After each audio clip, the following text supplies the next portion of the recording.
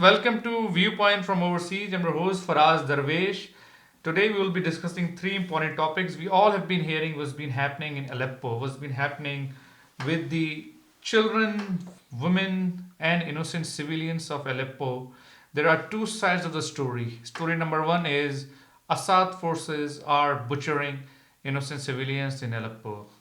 The narrative number two is there is no such things are happening. The videos that are coming out of Aleppo are some of them are fake. Assad forces have not been butchering. It's actually rebels or the ISIS or Al Nusra or Al Qaeda brigades that have been using innocent civilians as a human shield. Therefore, Assad's army has been going in and trying to root out or they're trying to get the terrorists, and but terrorists are basically using innocent civilians as their shield. So that's story number two. So we'll evaluate how what is the truth in both of these stories. After that, we'll discuss what really happened in 1971 in Bangladesh or East Pakistan. What went wrong? Has Pakistan learned from its mistake or it hasn't? We'll go into deep dive on that. And then, as all of us have been hearing, General Flynn, who's been appointed as National Security Advisor in the new cabinet. And there are some allegations on General Flynn in terms of information leakage during his time in Afghanistan. So we'll go into deep dive on that as well. I have with me Ali Hassan Cemendtaur and Misbah Azam. Thank you both of you for joining us. So let me start with you, Misbah. Tell me what's really happening in Aleppo. Well, there are two sides of the narrative. Which narrative do you support, or do you think there is truth in both narratives? Actually, it is a old say that first casualty war is the truth. Okay. You don't know what is the truth.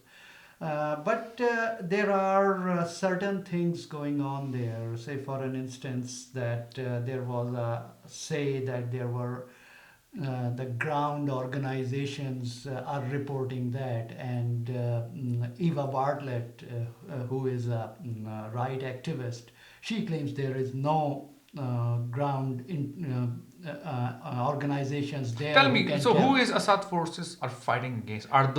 Is Assad forces, Syrian forces, fighting against Al Qaeda and ISIS, or are those secular Syrian army? Well, it is very complicated actually. If you look at it, if you go to the northwest side of the country, there are these Al Nusra and then small groups which are Islamist groups, quote unquote. They are there. Some of those Islamist groups also work under the umbrella of Free Syrian Army, of Free Syrian which Army. Assad has been fighting against. That's true. And then you have Free Syrian Army, which is considered as like a moderate and secular type of forces there. However, as you can see it, that some of these Islamists also working under their umbrella. So obviously, calling them that they are totally moderate is not entirely true. Then what is happening that CIA and a lot of countries like Turkey and Middle Eastern countries are supporting FSA. Free Syrian Army, Syrian which Army. okay. Then comes ISIL. ISIL is fighting almost with everyone, because So are you saying ISIL is with- fighting against Free Syrian Army as well? Yeah, they're fighting against Free Syrian Army as well. They are fighting against Free Syrian Army. They So are fighting okay, against Assad and- tell me, it's very complex situation. So yeah, but Aleppo was Aleppo under. Let me add something, because my answer is not complete. It would not be completed if I will not say that their relationship with Islamist groups like Al Nusra, Al Qaeda, and the small Islamist group, it is very complicated. Nobody knows where they are. They have some sort of support, but may not be, on paper. So tell me your opinion. So there have been lots of videos coming out.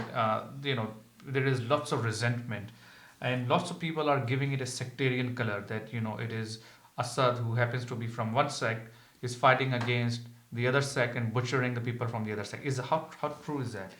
Actually, the thing is that if you see the history of Syria, these things are not very much Uncommon over there.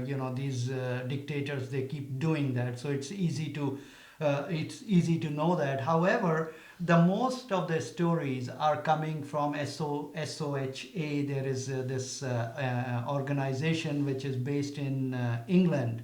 They are telling what is happening. Then there is the White Helmet organization, they call it.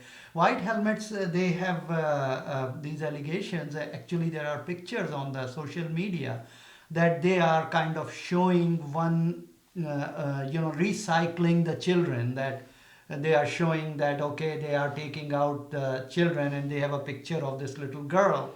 And then they are saying that they are doing it from other side, and the same girl is in that. So So you're saying some of those videos are fake, basically. Some of the so let videos me let me are ask you this. So fake, do you believe in this narrative? Assad forces are going in, getting children or innocent civilians out of their houses and shooting them.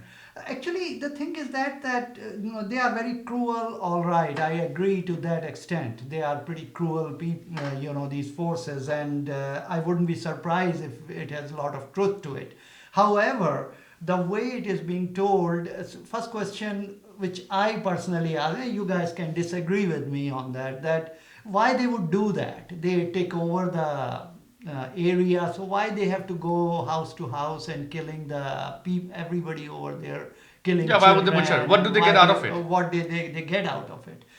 Suppose they are doing it also. I think it is a little bit exaggerated things. So you're over saying there. Assad's forces, Assad taking over Aleppo, will that be do you see it as a positive move or a negative move? I mean, there is no right or wrong answer to this. Well, But I mean, given the history of this war, I just don't understand that what is the best solution to this? Well, best solution is that first of all, the biggest threat over there is these Islamist organizations and ISL. Okay. And you should fight against that. I mean, Not that is Assad. the one, not Assad. Assad can be dealt later on. See, North Korean president, we just let Okay. them stay there. So Right. why not Assad? Okay. Let him stay there. Let me and come we to live Ali. with him Ali, there. what is your take on this? So right now, what is happening is that pretty much all of Halab or Aleppo has been taken by the Assad forces, except for the East Aleppo. And I don't think that there can be too many groups which are against each other in that little, portion, because otherwise they would just kill themselves. So most probably it's just anti-Assad forces, which I doubt if they are connected to ISIS at this time. As far Why would Assad's forces be connected to ISIS? They're totally on a different side of the spectrum. anti-Assad. Oh, anti-Assad. Yeah. Okay. So what is, as far as that question is concerned about why, if the Assad forces, with the help of the Russians and with the help of the Iranians, if they have taken Aleppo, why would they like to kill innocent people? And there's some answer to it. There's an answer to it. And the answer is this, that because they think that these people were docile, that they did not say when the whole city was under the ISIS or anti-Assad forces, then why did these people not revolt against that regime? So in a way, they are part of that whole thing. So it is, as... So I just find it hard to believe. Why would Assad's forces go in there and do a complete genocide of the population? No, I don't think that anybody is saying that there's complete genocide. This is what the videos that have been coming out. But first of all, I have a reservation on those videos because anyone can record the video in a closed room. Yeah, because see, some of them was the journalist and that little girl. She was a 7-year-old. How could the internet be working so well and people inside the closed room? So the videos coming out from a closed room. I personally have some doubts. But anyhow, let's move forward. Yeah. So another thing that probably is very relevant is that the biggest media houses in this world are from the Western countries, and especially the US. So, you don't have a lot of things that come out from other sources. They don't get as much space as news coming out from the Western sources. So, unfortunately, everything that we hear we normally hear from the Western sources, and if we ever hear the other way, it is only because of Right. other people So within this system. let's give. So a lot of people are giving it a sectarian color, where you have Saudi Arabia, Qatar, UAE, the Arab Sunni nations supporting either the Free Syrian Army or the ISIS forces or the Sunni Islamist militias. On the other hand, you have Russians and Iranians supporting the Shia militias and Assad forces. And people see it as a proxy between Saudi Arabia, who's been funding groups like Al Qaeda, ISIS, and this Iranians who've been supporting groups like Hezbollah and Syrian army. Is that how true? Is that fight in on the grounds of Syria, or is this a fight between Iran and Saudi? In a way, it gives an impression that that is the case. Because why would Iran be interested in supporting Assad? And I think the only reason it would be that it does not want to have, a Sunni state or those kind of people. Or a hostile Sunni state? Yeah, in Syria. So why is Russia? I think that Russia probably is a reaction to the U.S. policy in that region. That it is more like for Russia, it's a chance to have a proxy war Right. with the U.S. at that. Okay, Ali, let me come to you. Yeah. So the U.S. policy on Syria has been awfully confused. I mean, I personally don't get it. So U.S. says that we are against ISIS. Obviously, we should be against ISIS. Al Qaeda is the biggest enemy. ISIS is the biggest enemy of US, and I mean not just the US, they're enemy of humanity. And then, but against Assad forces, against Syrian regime, current Assad, US has been have been on the other side of the spectrum. They've been supporting Free Syrian Army that has Al Qaeda, ISIS embedded into it. A part of the Free Syrian Army. And lots of the weapons that US and Saudi provided really ended up in the hands of ISIS, al-Nusra, who are against US as well. So it looks like US gave them weapons to fight Assad, but those weapons really are also being used against US itself. No, it's true. It's a mess. If you see the map, you just start putting all the actors and start cutting who support who. Yeah. And then you can see it. It is just a mess. Why did our audience why will did be pre- seeing on why did this time President- in the screen? I have this map. So I just put it from the why newspaper. You'll did be President seeing. Obama's regime had such a awfully confused policy on Syria? No, actually. Why didn't we just say, okay, fine, we'll go support Assad, we'll help Assad clean up all the Islamist groups, and then we'll go and deal with Assad? You are forgetting Israel. See, Okay. that is another issue. I mean, the thing is that if the US got into Vietnam War because of France, because they did not want to make France unhappy. Now here Israel is there because that is the reason. So US Israel doesn't cannot want support. Assad. So That's true, if because they have Israel a doesn't fight want from- Assad, then does that mean US goes and supports these Islamist groups who Okay, then turn okay. into ISIS and Al Qaeda? Yeah, see, the thing is that now the situation may not be Israel. Now we are inside. When I say we, I mean US, right? Okay. So now we are inside it. Okay. Second thing is that we are not supporting Al Qaeda or these people. We are supporting the Free Syrian Army, which, according to our intelligence agencies, they are. So in the a way, one- we are indirectly However, supporting. We are indirectly supporting Indirectly, we are ISIS supporting. or Al Qaeda. Not ISIS. ISIS is fighting against them. So in a way, we are supporting these Islamist group Yeah, but indirectly. see, there is a loose connection. I do agree with you because there is still a loose connection through the Al-Nusra, Al-Qaeda, who do not have a straight fighting against ISIL. Okay. So they have some connection in some of the smaller groups, not Al-Qaeda, not Al-Nusra, but some smaller Islamist group who are connected to both Al-Qaeda and they work under the umbrella of Free Syrian Army. So it's very confusing. I mean, That's why I like President-elect's President-elect Trump has a very clear vision. Yes. He says we are gonna root out ISIS, we're gonna root out Al Qaeda, and we're gonna side with Assad for now, and then later deal with it. This is what basically President-elect Trump is saying. So this looks like a pretty crystal clear policy. That's true, and I think that there are some. But other wouldn't we, if we go that route, wouldn't we upset Saudi, Qatar, Israel, and the Sunni Arab states? President-elect Trump doesn't care really. Oh, you're saying he doesn't care about Saudi Arabia? No, he would not care about anybody. But he's also against Iran, and Iran is supporting Syria, a Syrian regime. Okay. Let him be the president first, and then let him be the having all the things. Then we can talk about it. So I don't want to say too much. So far, it's what it seems that his policy is very clear. And one thing more you should keep in mind that Putin, President Putin, yes. President Putin, the issue of this hacking the elections and all that. Okay. So that also kind of related there that why we are again in this Let's get to the topic number 2. The topic number 2 comes to Bangladesh, the creation of Bangladesh, which used to be East Pakistan. What really went wrong? So let's go ahead and discuss with our panel. Misbah, and let me start with you before I get to Ali. There are two narratives in Pakistan. And narrative number 1 is India, been running a conspiracy factory. They send their intelligence agencies into Bangladesh, into East Pakistan, and basically Indian intelligence organized the entire revolt against Pakistan in East Pakistan, and this is the reason why Bangladesh became Bangladesh, right? And it was completely an Indian conspiracy.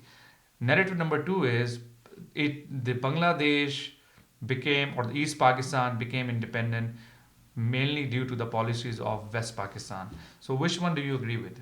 Well, I agree both of them. I mean, the thing is that see if you look at the history of that, I don't want to go discuss the history, but the thing is that if you just put a glance on that, just the history of that, see, India always has a paranoia of its security, that how India will survive as a unity. It has almost Pakistan sitting on his both wings. 500 states inside, they have to worry about that. Yeah. Then you have Pakistan here, Pakistan Junagadh, Right. and Pakistan here, and then Kashmir. And so obviously India looks into this type of thing, this type of whole thing. Yep. Whenever we look at the history, the common habit is that we just take a snapshot and we say that, okay, India is doing conspiracy. But the thing is that conspiracy has big background to it. History should never be taken in the snapshot. No, so there is let me put it this in easy way. A lot of people say we gave Bangladesh as a piece of cake to India. Well, and India just ate it. India said, okay, fine. It's not true. If your policies are going to drive so much resentment in Bangladesh, actually, and India took advantage of those policies. India did take advantage, and it was our military regimes, and then before military regimes that we could never, stabilize the democracy there. We never had constitution. Had Bhutto or the Yahya Khan given the power to Mujibur Rahman, would there be a new Bangladesh? Well, it could be over the time then. It could delay, could be. That's what all it could It could have been delayed. Because see, there was a bigger issue here, which we all have to understand.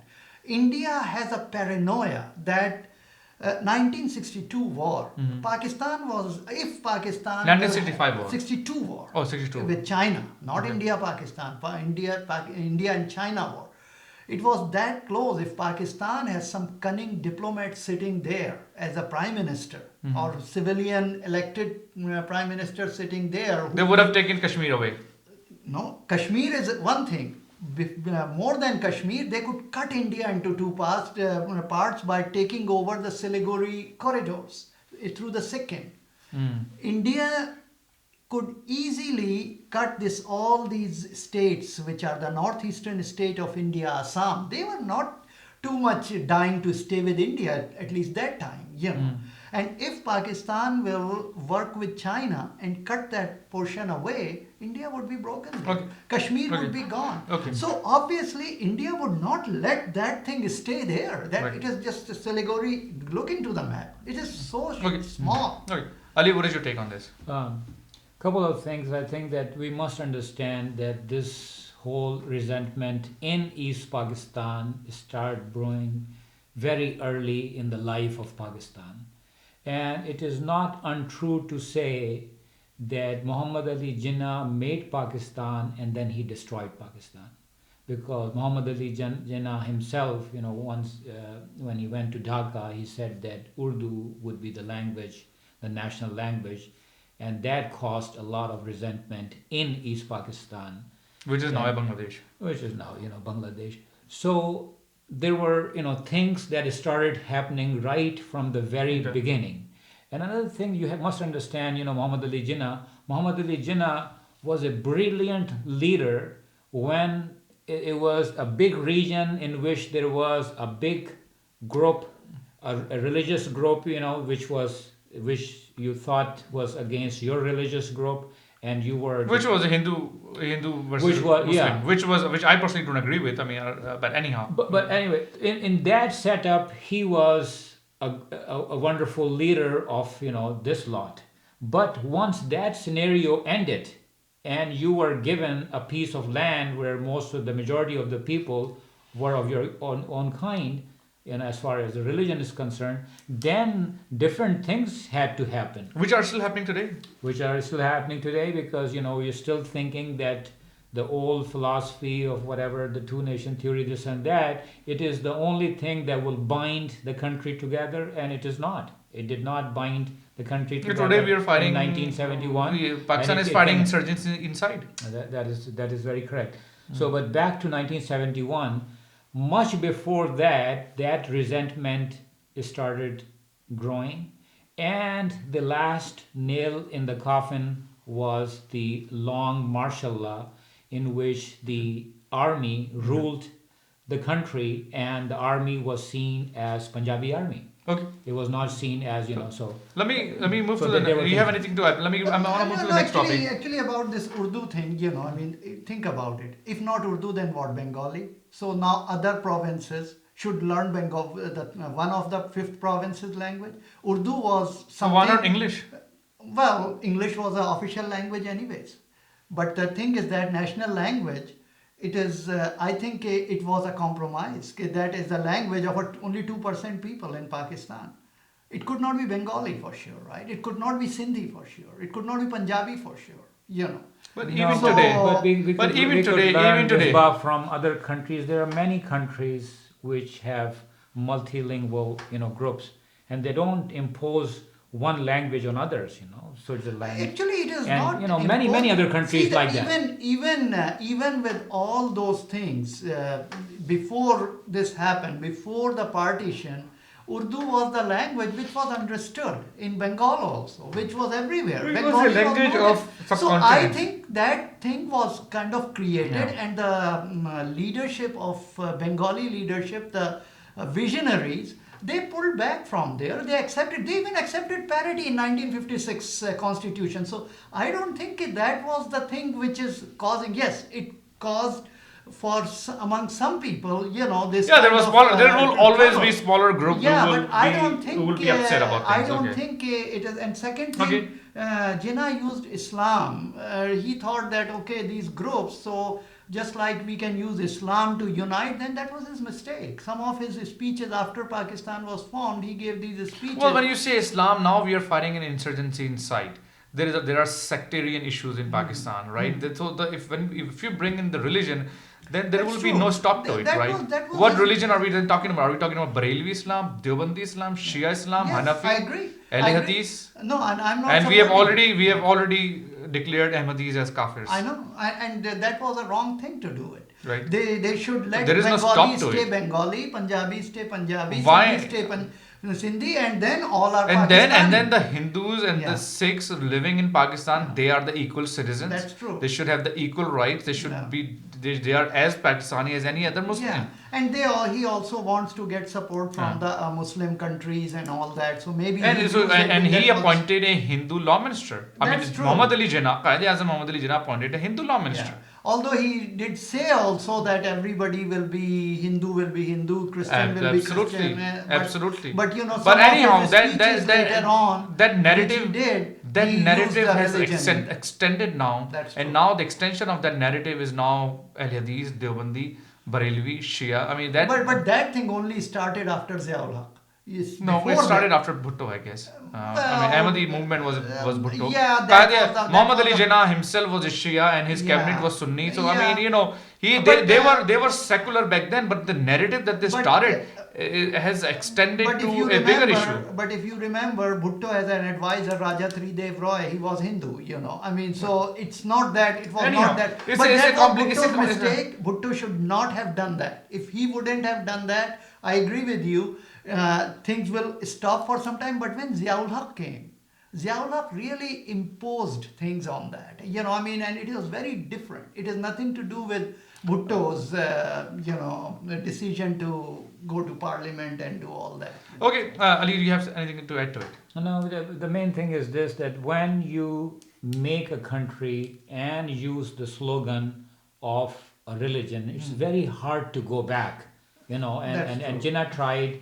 And if suppose there were consecutive democratic governments which were secular in nature and they would have pulled back from this, maybe there was a chance some redemption.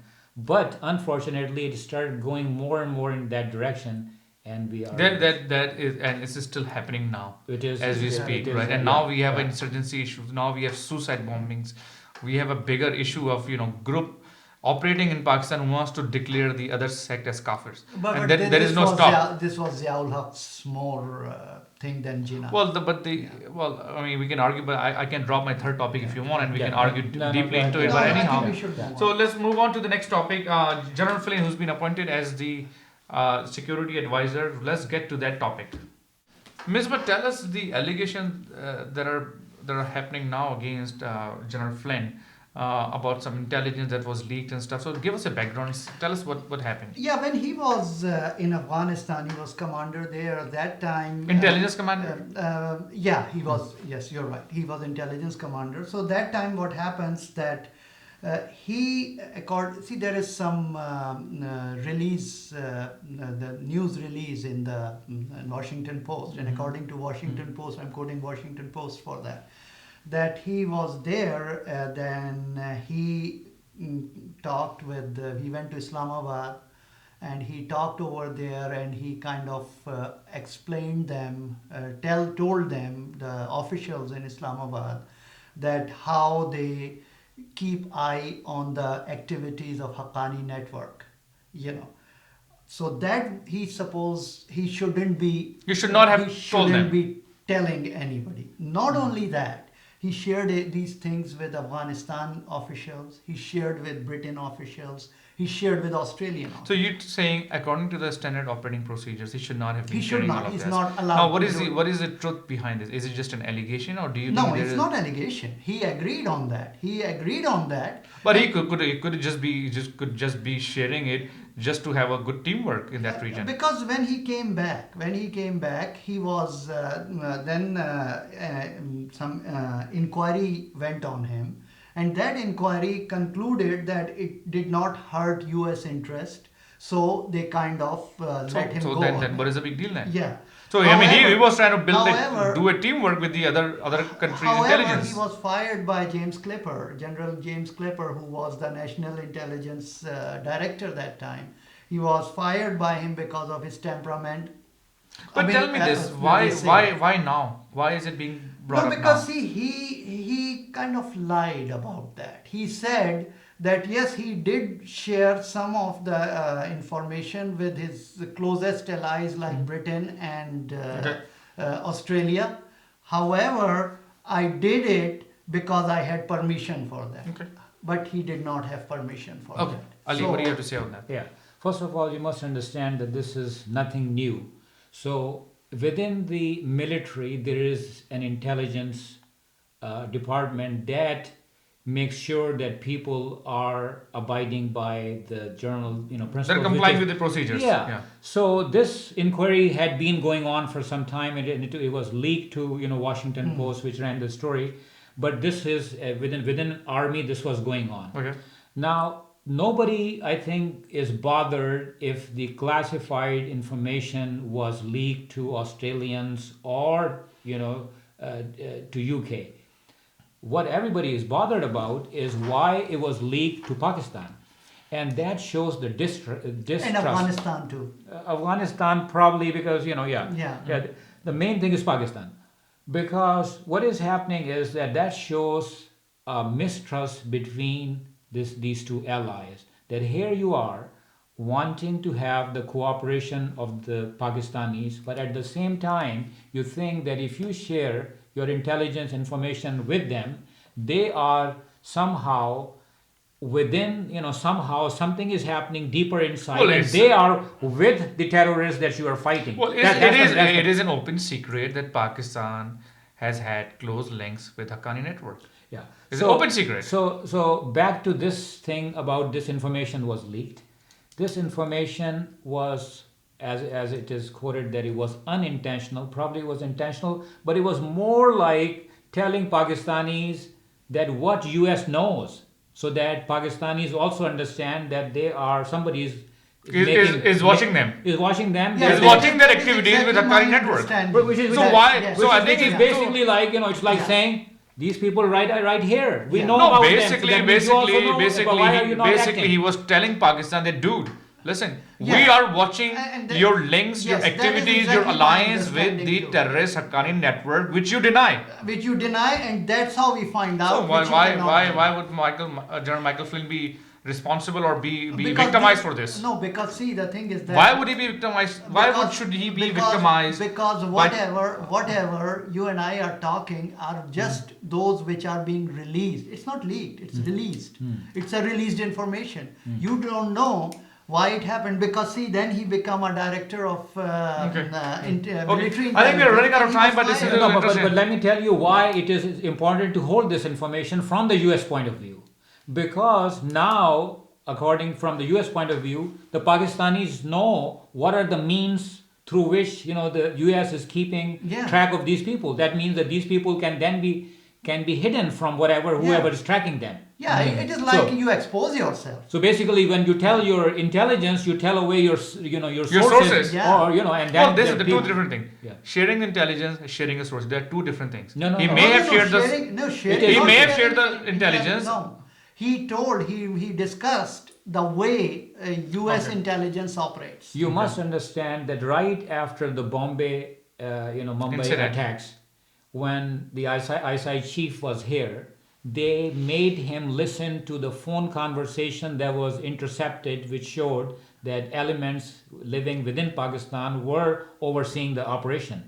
So as soon as the ISI chief knew this was also an intelligence brief, because if you tell them that, hey, we know this much, that means that you are telling, that then this guy can basically tell other people, and then they would know that somebody is listening to them, and they will not be using that method. Right, of right. communicating. They will change the communication Yeah, method. Yeah. Right. Yeah. So that is the thing that That source becomes compromised. Yeah, that's Right. exactly. So you cannot say that intelligence can be shared, but source not. When people can right Okay. away tell what the source is. And the big thing is that he's going to be a national security advisor. Then he lied. He Okay, he right. Kind Okay, of, okay. I'm running out of released time. it. Thank you, Misbah. Thank you, Ali. Audience, keep watching Viewpoint from Overseas. We hope and we pray that by the time we do our next show, there is no unfortunate incident. Thank you very much.